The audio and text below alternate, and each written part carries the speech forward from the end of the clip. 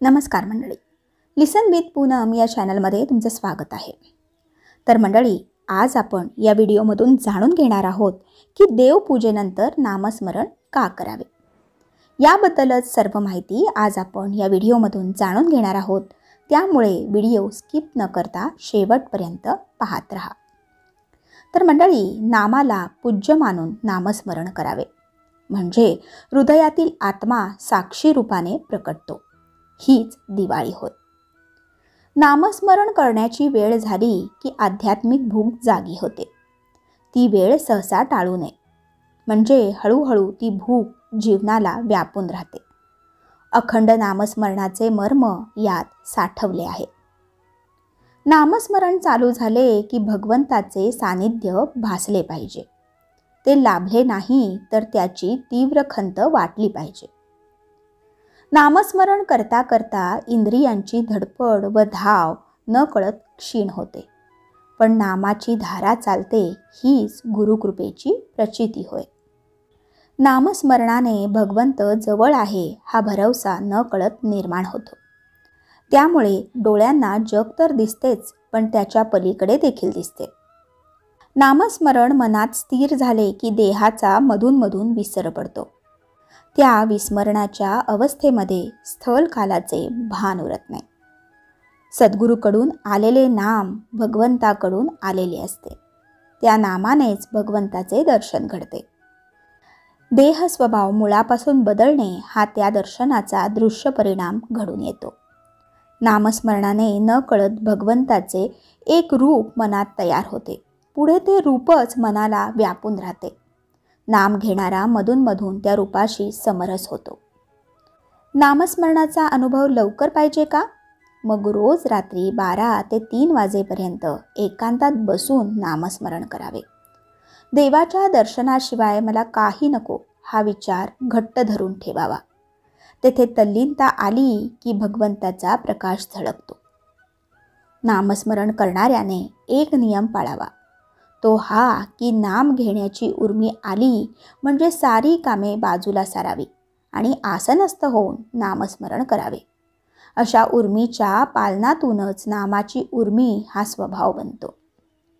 नामाच्या उर्मीला बाधक किंवा मारक तर्क वातावरण किंवा व्यक्ती कुशलपणे बाजूला कराव्या. त्याने फारसे नुकसान होणार नाही.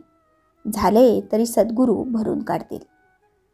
नामाला नित्याचे मोजमाप असावे. पण नामाला आरंभ केल्यावर मनाला भगवंताच्या दर्शनात, पूजनात, संभाषणात व प्रार्थनेत गुंतून ठेवावे. अंतकाळी ही सवय अतिशय उपयोगी पडते. अंतकाळी जीव भगवंताला बरोबर घेऊनच जातो. 1 वर्ष मौन पाळून नामस्मरण केले तर वाणी पवित्र होऊन वाचासिद्धी प्राप्त होते. या जगात नामाशिवाय दुसरे काही सत्य नाही. या भावनेने कायम मौन पाळून नामात राहणारा माणूस महापुरुष समजावा. त्याला हृदयातील अंकुष्ट मात्र ज्योतीचे अखंड दर्शन घडते. नामस्मरणाचा छंदच लावून घ्यावा, म्हणजे वायफळ व बाधक बोलण्याला आपोआप खंड पडतो. इंद्रियांची बाहेर धावण्याची धडपड न कळत क्षीण होते. म्हणजे मग आत नामाची धारा अनुभवास येते. नामाचे अनुभव ज्याचे त्याला ते सांगू नये हे खरे, पण नामस्मरण करणाऱ्या माणसाची नामावरील श्रद्धा घट्ट व्हावी या शुद्ध हेतूने नामाचे अनुभव सांगायला सद्गुरू परवानगी देतात. म्हणून प्रचिती सांगण्याला दोष नाही. थोड्या अभ्यासाने नामस्मरण पचनी पडते. नाम पचनी पडल्यावर मग नामस्मरण ही एक आध्यात्मिक प्रक्रिया माणसाच्या अंतर्यामी आरंभ पावते. या प्रक्रियेच्या 2 खुणा आहेत.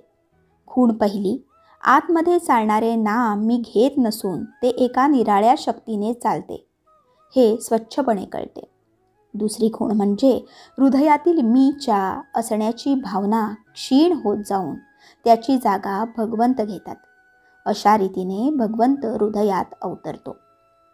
ज्याच्या हृदयात सतत नाम घेणारा मी आहे आणि त्याच्या शेजारी भगवंत विराजमान आहे, तो पुरुष खरोखर धन्य होय. नामस्मरण करता करता त्याचा नाद आत निनादू लागतो. तो अधिकाधिक सूक्ष्म होऊन स्थिरावतो. अखेर त्याचे पर्यावसान अनाहत नादामध्ये घडून येते.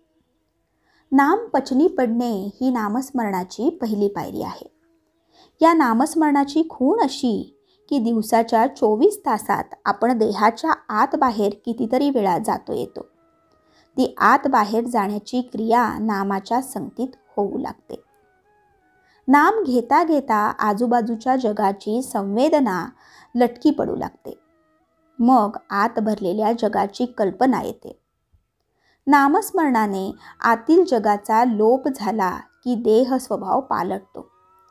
जीवनात एक ईश्वर केंद्रित नवीन लय निर्माण होते. त्यामुळे जीवनाकडे समग्रपणे पाहण्याची कला साध्य होते.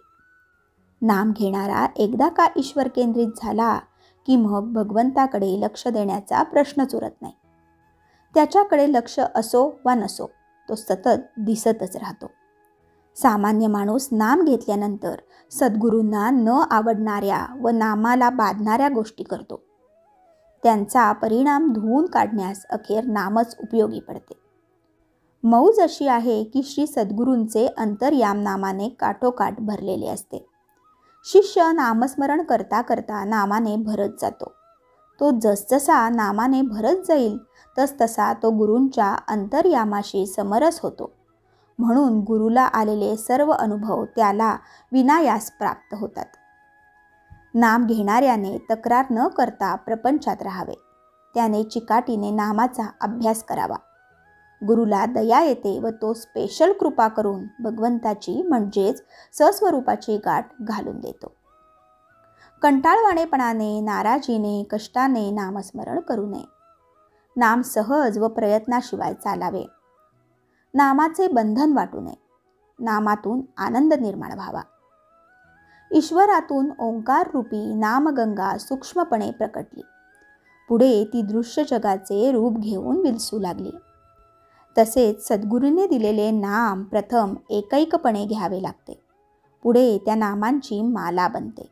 नंतर त्यांची धारा होते. त्या नामधारेमध्ये डुबणे म्हणजे मोठाच अनुभव असतो. त्या अनुभवात जो लीन होऊन राहतो त्याला विलक्षण शांती लाभते.